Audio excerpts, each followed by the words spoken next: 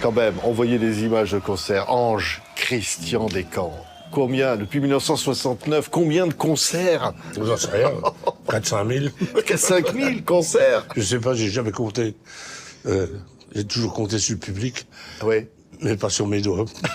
Non, mais parce que quand même, quelle aventure. 1969, ce groupe. Ouais. S'attendait pas à ça, non? Ben non, parce qu'on est parti dans l'inconscient et on cherchait pas, on a fait ni plan de carrière, ni... Ouais, on est parti comme ça, quoi. Puis on avait envie de raconter des histoires et de se faire plaisir. Ouais. Et de faire plaisir aux gens qu'on allait voir. Au début, il y avait 50 personnes, après 300, et on est arrivé en 77 avec l'album Par les fils de Mandrin, où ils étaient 4-5 000 par concert. Ouais, Voilà. c'était l'époque du rock progressif français. Il y avait Genesis, que tu as vu en tournée, avec qui tu as été... On a démarré en même Ouais. temps, ouais, c'est ça. Mais on a surtout fait la belle aventure avec Johnny Circus, parce que c'est un type que j'ai rencontré. Enfin, en plus, on a pu discuter en aparté comme ça. C'est un type formidable. J'adore ce mec. Ouais, Johnny.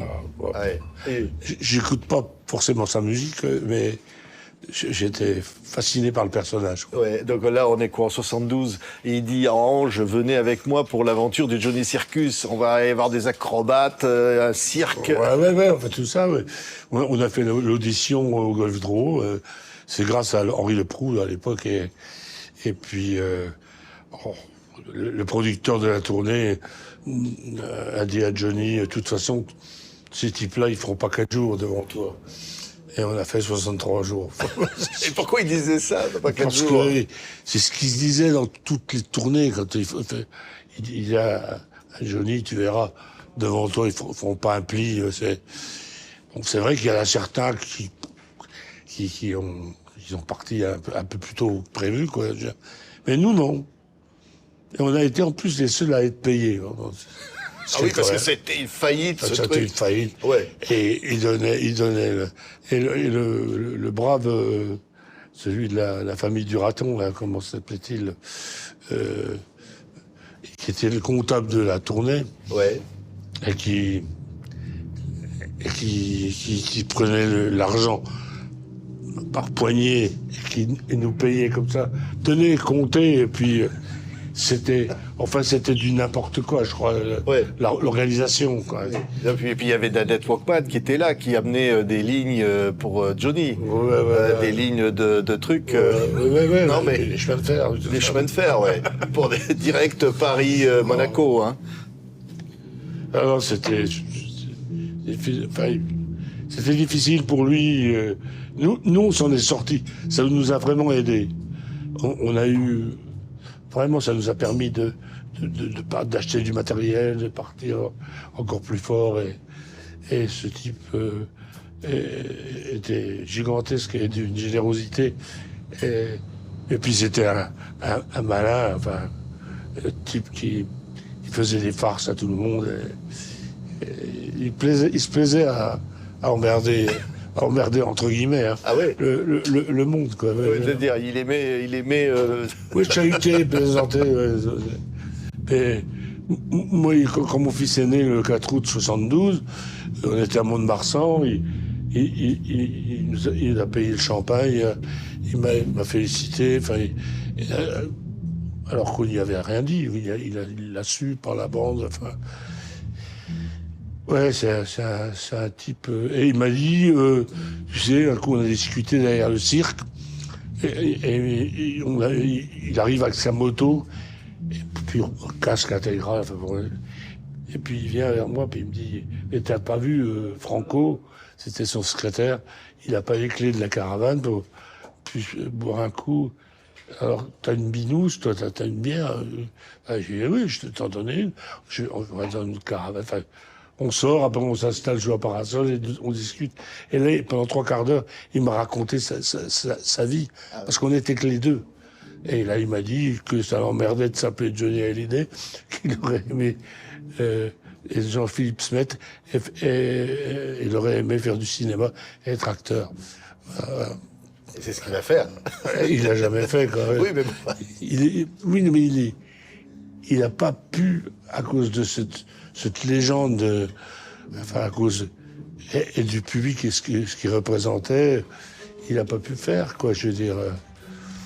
C'est dommage, parce qu'il était intéressant. Hein, Ouais. Ah oui. moi, il m'a fasciné. C'est vrai. Vraiment super mec. Ouais, on voit des images là de Ange sur scène. Quel groupe, qu'est-ce qu'il veut dire? Qu'est-ce qui fait la singularité de la musique de Ange, qui fait que ça a traversé les décennies, 6 disques d'or, des millions d'albums vendus, et cette musique qui ne ressemble à aucune autre on va dire, dans la pop française. On n'a pas fait exprès. Hein. On avait envie de faire de musique, et puis d'inventer, on continue d'inventer des histoires. C'est un peu pour faire plaisir aux enfants. Le public, ce sont des enfants, ah ouais, qui ont 70 ans ou 15 ans. C'est ça. Puis c'est un groupe intemporel. C'est-à-dire que j'ai dit, c'est le groupe français le plus célèbre à être passé inaperçu. Oui, ça, mais enfin, on passe sur la TV 5 Mondes. Oui, ça c'est vrai. C'est la consécration.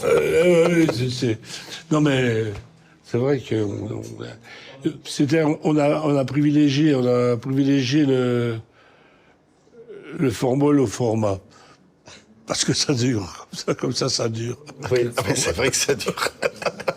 Non mais quand même, quand on regarde ce que c'était au début, c'était une sorte il y avait des histoires fantastiques, une ambiance presque médiévale, avec des instruments qui étaient tout à fait originaux, la façon de les traiter. Oui, mais on s'amusait à rechercher et puis on aimait bien essayer de trouver des sons à part, inventer des phrases, inventer une poésie, des mots.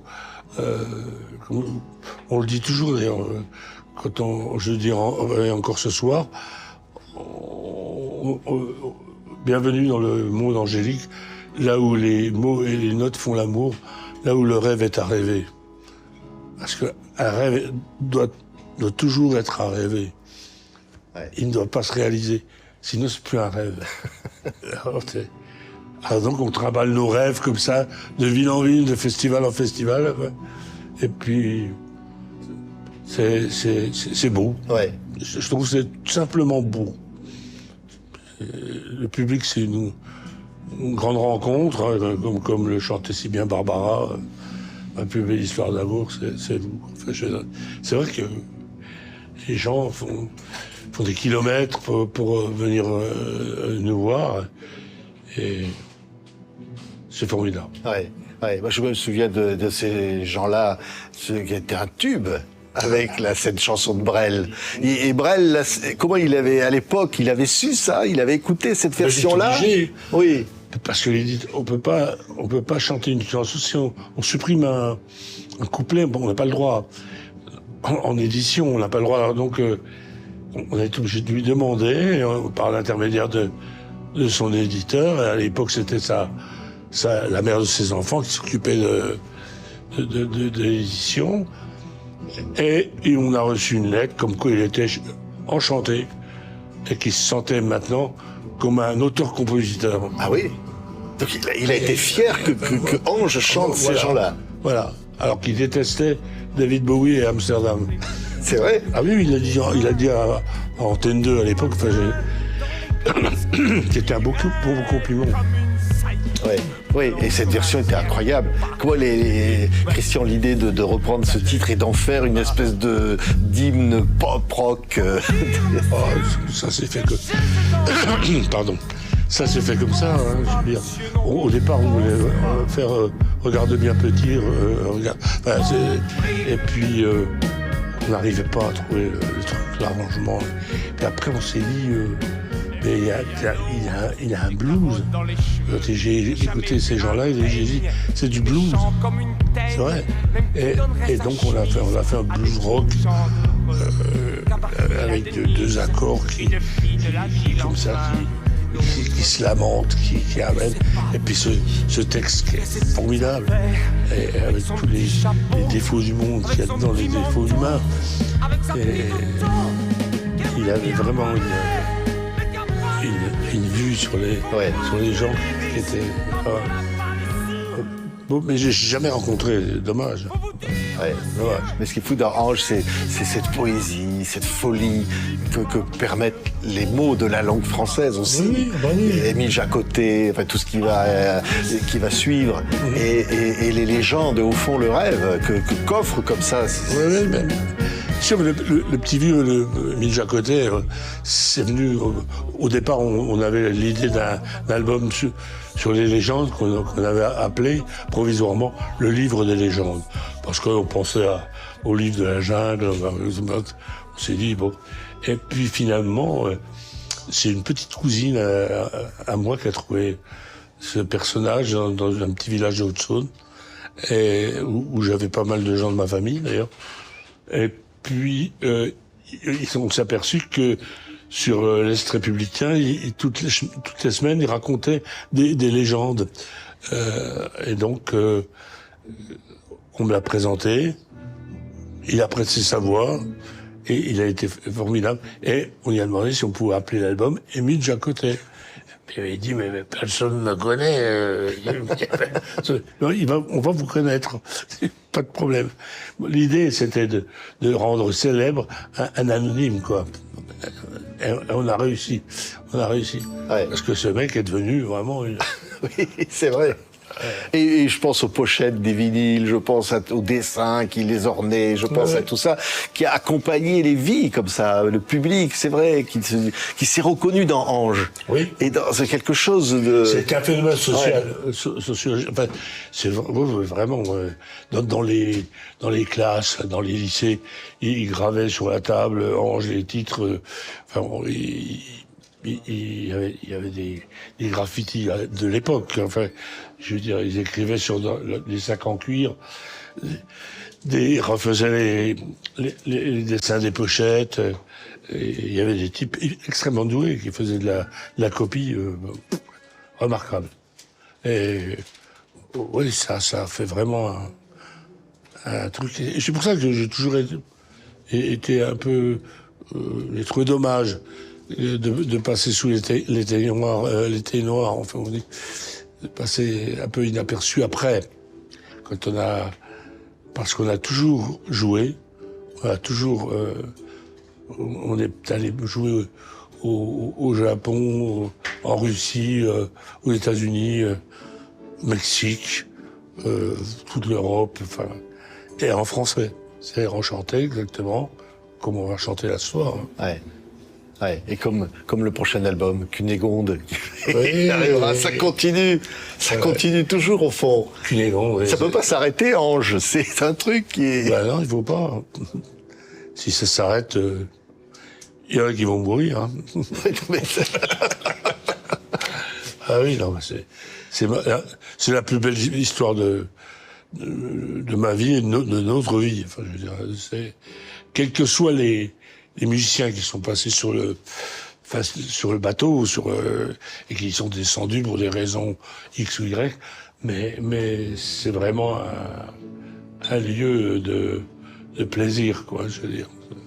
C'est festif, c'est angoissant, c'est sensuel, c'est sexuel, c'est plein de choses. Ouais, enfin, c'est difficile à l'expliquer, mais il suffit d'écouter. Merci Christian Descamps et Ange. Merci passe. Et là, encore ici, aux Francopholies de La Rochelle. Très heureux. Ça continue, mais oui, la légende. Pour Foulquier qui nous a fait venir ici aussi en 89. Ouais. C'est Jean-Louis. Puis il nous a invités à Pollen aussi. Ouais. Là, après, on éteint les lumières. Et la magie, la musique, c'est quoi? C'est... Oui. Ouais. Comme au premier jour du Golf Draw, c'est... Voilà. On rallume les... Mais c'est un combat. Ouais. Un artiste, c'est un combat pour lui. Tout le temps. Il doit toujours emmener le public passer la rampe. Et comme disait Louis Jouvet, le théâtre, c'est le lieu de tous les excès. C'est bien. Ouais. Vive les excès. Vive les excès. Oui. Enfin, ça dépend lesquels. Oui. Merci Christian. Merci beaucoup. On entend derrière la musique là. Les musiciens sont en train de se Il y a des préparer. gens qui se- On est juste à côté de la scène, on est dans les loges là. Oui. Ah, Voilà. Ah, C'est bien d'avoir fait les loges de hanche. on a connu des loges. Voilà. Eh oui. Merci Christian Descamps. Merci beaucoup. Merci.